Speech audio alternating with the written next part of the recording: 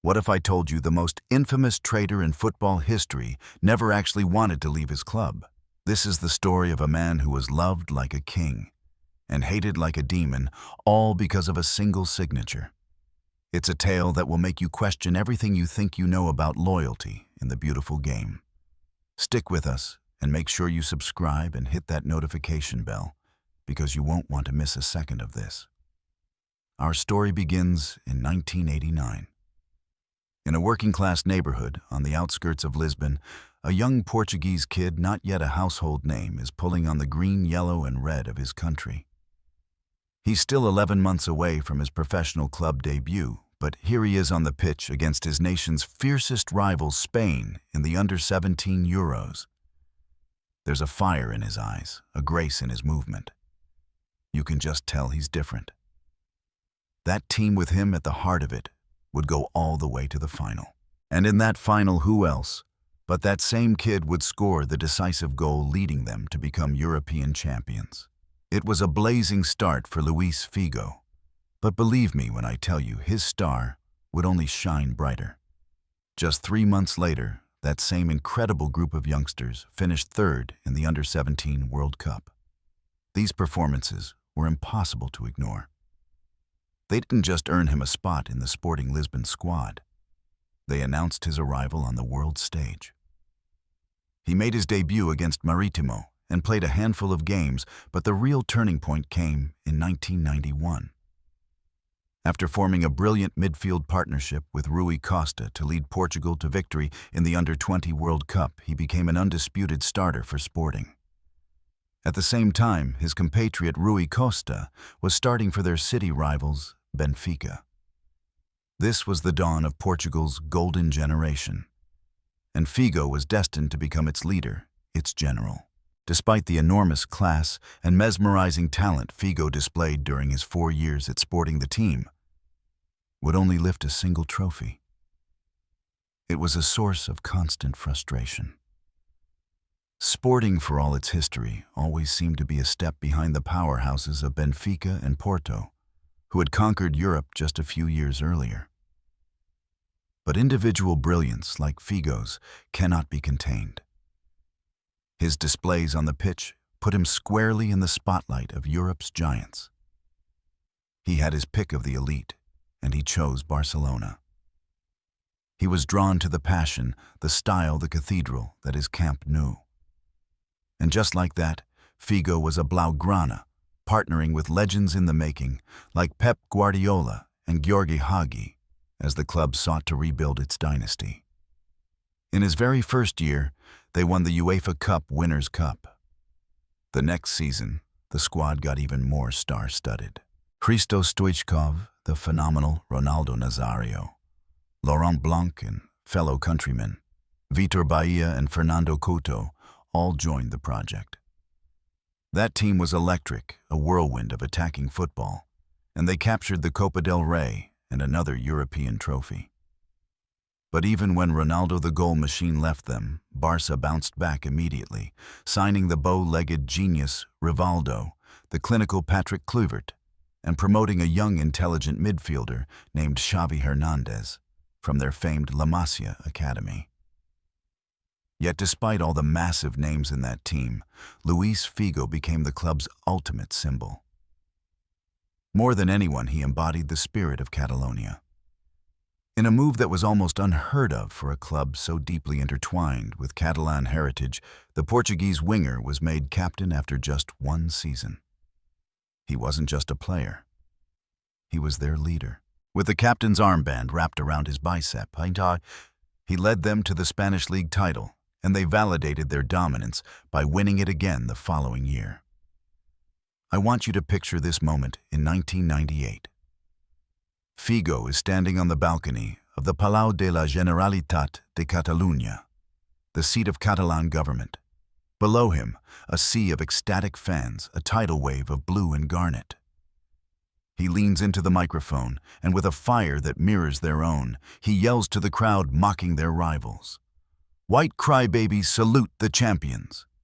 The place erupts. Their love for Figo was as intense as their hatred for Madrid. In their fight for independence and identity, the Catalan people held on to football as a way to express their unique culture to the rest of Spain. And Figo, their Portuguese captain, was seen as the heir to Johan Cruyff's throne. He was their footballing head of state, an idol, a god in boots. He led them in the war against Madrid on the pitch. And that is why in the summer of 2000, when he became a symbol of betrayal, the fall was so tragic. That summer, Luís Figo signed for Real Madrid in a world record transfer of 62 million euros. The love turned to acid. The idol became Judas. Much has been said about this move. Some say Figo was a mercenary, that his hunger for money was more intense than his love for Catalonia. They call him Pesetero, the money grabber. But Figo himself has always told a different story.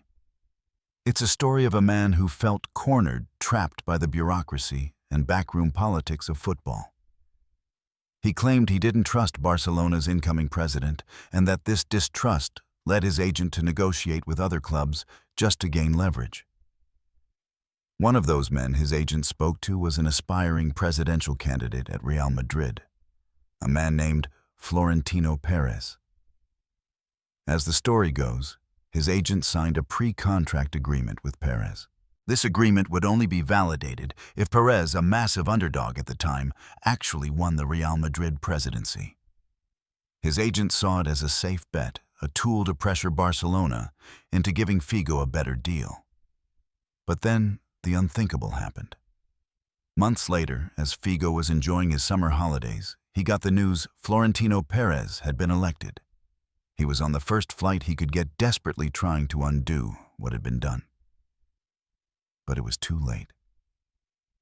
The contract was binding. He was now a Real Madrid player, his image forever tarnished.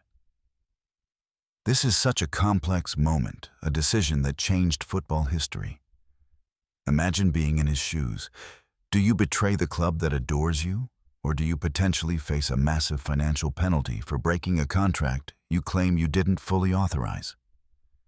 It's a nightmare scenario. What would you have done? Let me know your honest thoughts in the comments below. With his reputation in tatters, Figo set out to make the best of a terrible situation. And he didn't just make the best of it. He thrived in the chaos. In the next 2 years, Figo would win the Spanish League with Real Madrid, a bitter pill for Barca fans to swallow, proving that he truly had been the key to their success. He became a Ballon d'Or winner, edging out the man who would soon join him at Madrid, Zinedine Zidane.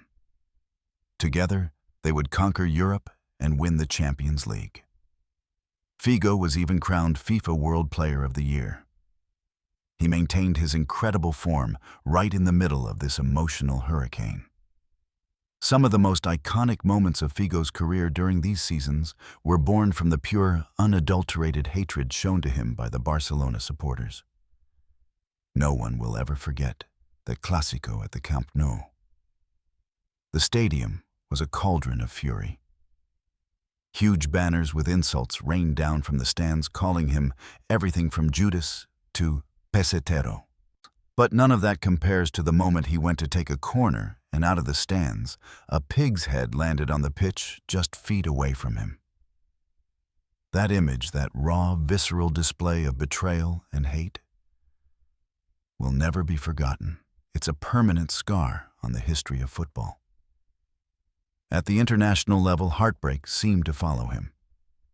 The great Zinedine Zidane would make his mark on Figo's career again, but this time in the most painful way possible. In the Euro 2000 semi-finals, with just 3 minutes left in extra time, Zidane scored a golden goal penalty that sent Portugal crashing out. The 2002 World Cup would be an even bigger stain on the legacy of Portugal's golden generation. They were shockingly knocked out in the group stages after losing to South Korea and the USA. Regardless of the turmoil and the heartbreak, Figo established himself as one of the greatest wingers of all time. He had a supreme, delicate touch. He made the game look like it was being played in slow motion. Fullbacks were made to look as if they were stuck in mud, as he floated effortlessly past them, always managing to deliver an inch-perfect cross into the box. It was as if it were his destiny to get the ball exactly where it needed to be. He was the prince of Portuguese football, the first Galáctico, and the center of the biggest transfer scandal the world has ever seen. He had one clear goal in mind: continue his success with Real Madrid, but more importantly, bring glory back to his country after the World Cup disaster. The stars seemed to have aligned for him. Real Madrid kept bringing in superstars, signing Ballon d'Or winners Michael Owen and Ronaldo Nazario, as well as David Beckham, to join an already star-studded team that included Figo Zidane, Roberto Carlos, and Raúl González. The Galácticos seemed unstoppable. On paper, they were the most marketable, awe-inspiring team of all time, an absolute joy to watch. But on the pitch, the chemistry never quite clicked. In the last 3 seasons Figo spent there, they would only win the league once more, along with another domestic cup and a European Super Cup. A similar story was unfolding with the Portuguese national team. The squad was stacked with incredible talent. Pauleta would become the all-time leading goalscorer for Portugal. The genius Rui Costa was tearing Serie A apart for AC Milan. Deco was about to finish second in the Ballon d'Or voting. A core group of players from Porto like Ricardo Carvalho and Maniche had just won the Champions League. And of course, there was an 18-year-old wonder kid who had just left Sporting for Manchester United, a player who would go on to win 5 Ballon d'Ors himself: Cristiano Ronaldo. The future of Portuguese football looked incredibly bright. And we'll definitely be diving deep into his legendary story in a future video, so make sure you're subscribed so you don't miss that one. Everything looked even more promising, as the 2004 Euros were set to be played in Portugal. Despite a shocking loss to Greece in the first game, a moment that now looks like dark foreshadowing, Portugal stormed through the tournament. They reached the final, and their opponent was, of all teams, Greece again. Remember when I said the 2002 World Cup was a stain on the Golden Generation's legacy? Well, this was the moment that defined it. In one of the biggest upsets in football history, Greece won the Euro 2004 final.